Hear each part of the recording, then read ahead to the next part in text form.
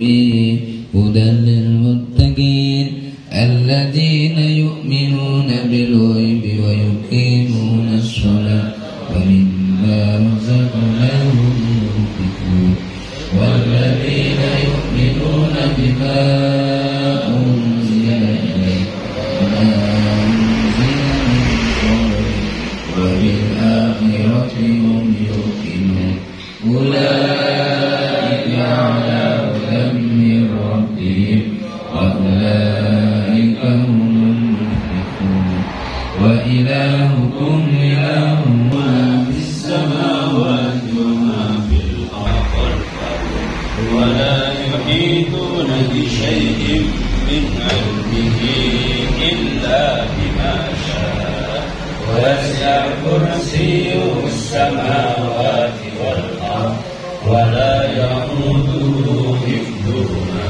وهو العلي العظيم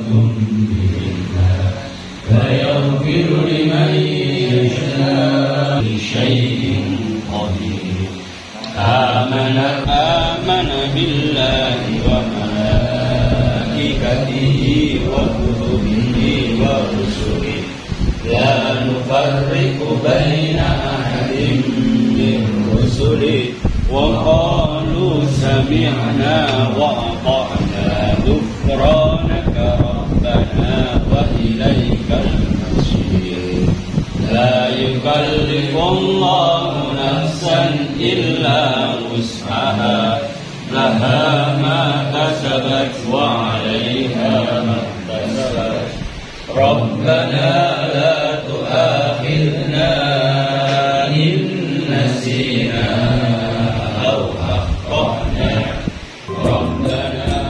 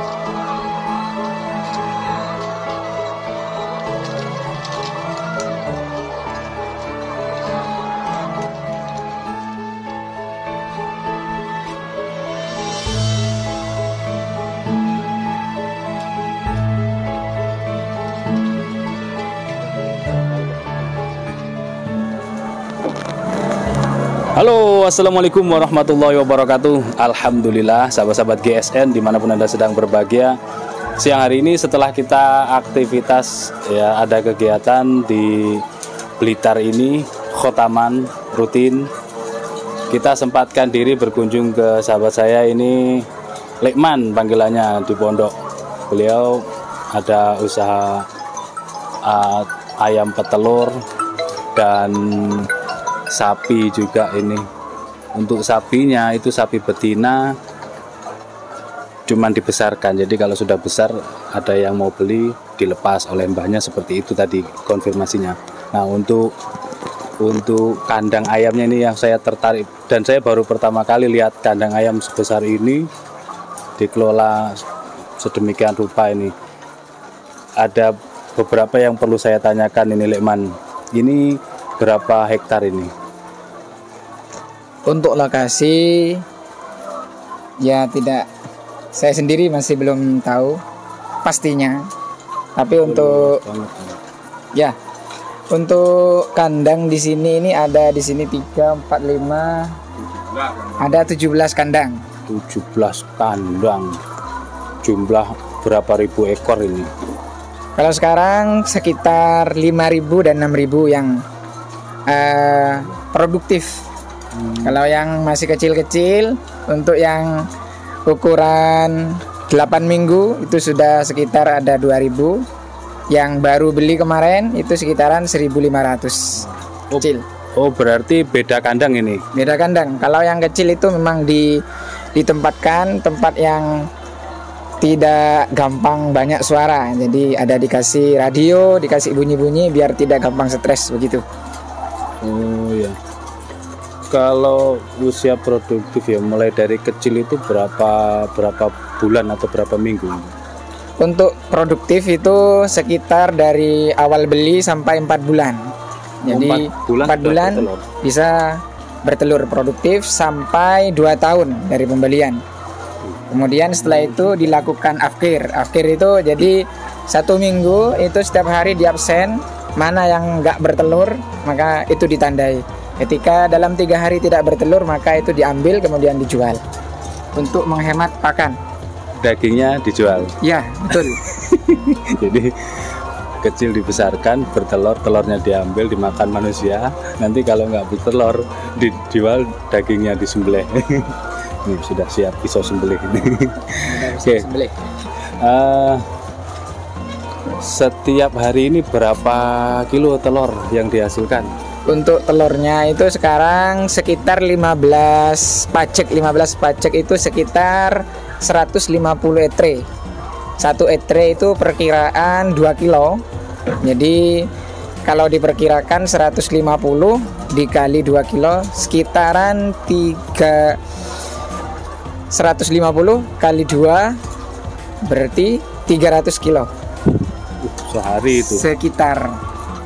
Biasanya bertelurnya itu setiap pagi atau sore? Oke, untuk pengambilan itu jam 9 sampai jam 10 itu sudah waktu untuk pengambilan telur. Kemudian nanti ada sebagian dari ayam itu yang tidak bertelur, bertelurnya siang. Jadi makannya siang itu baru bertelur, jam 2 nanti diambil kembali. Oh, pantesan ini kok masih ada telur-telur yang sudah mulai turun ini kan, mulai banyak ini kan. Berarti jam 2 ini nanti diambil gitu ya. Ini jadwal tadi pagi yang tidak bertelur. Jadi pagi yang tidak bertelur, ada yang bertelur pada waktu siang. Jadi diambil jam 2 kalau siang. Luar biasa, ini saya tergumun-gumun saya dengan mekanisme prosesnya. Saya melihat ayam petelur dan ada telurnya itu sudah sangat wah banget, dan dengan jumlah yang sebegitu banyaknya di kandang yang luas ini saya benar-benar tergumun-gumun ini ya.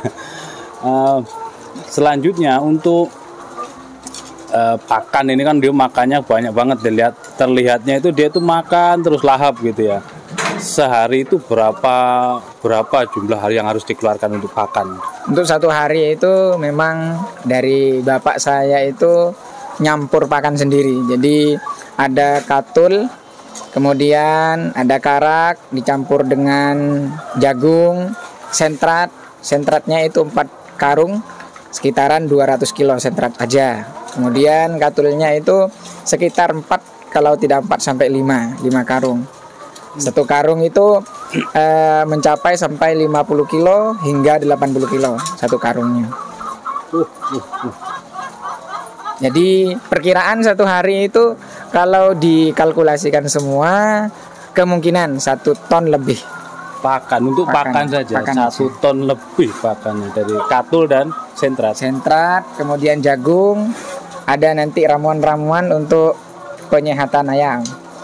Biar staminanya, kesehatannya terjaga, tidak gampang sakit. Dicampur dengan kunir gitu. Oh iya, pantesan tadi di sana ada kunyit yang diiris-iris dan dijemur itu. Saya kira untuk jamu manusia, bukan ya, untuk jamunya ayam. Betul. Untuk ayam. Nah, terakhir ini untuk harga telur sendiri ini bagaimana? Harga telurnya itu berapa per kilo dan kira-kira nutut nggak untuk biaya operasional kesehariannya itu? Oke, untuk harga telur sekarang ini perkiraan 24.000 lebih. Jadi 24.000 itu sudah standar. 20 ke atas, 20 itu sudah standar.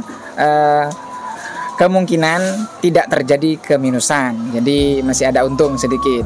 Jadi kalau sekarang itu disebabkan oleh sentrat yang larang. Jadi kalau telur larang atau mahal itu penyebabnya itu terjadi antara jagung dan sentrat dan katul. Jadi pakan kalau katul pakan pokoknya naik, jadi otomatis telur juga naik juga.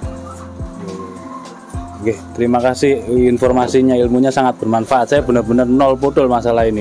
Nggak tahu sama sekali. Saya cuman di sini terheran-heran, sangat luar biasa banget ini, ilmu yang sangat bermanfaat. Kita doakan mudah-mudahan usahanya Likman dan keluarga ini berkah, sukses, sehat-sehat, telurnya banyak gitu ya.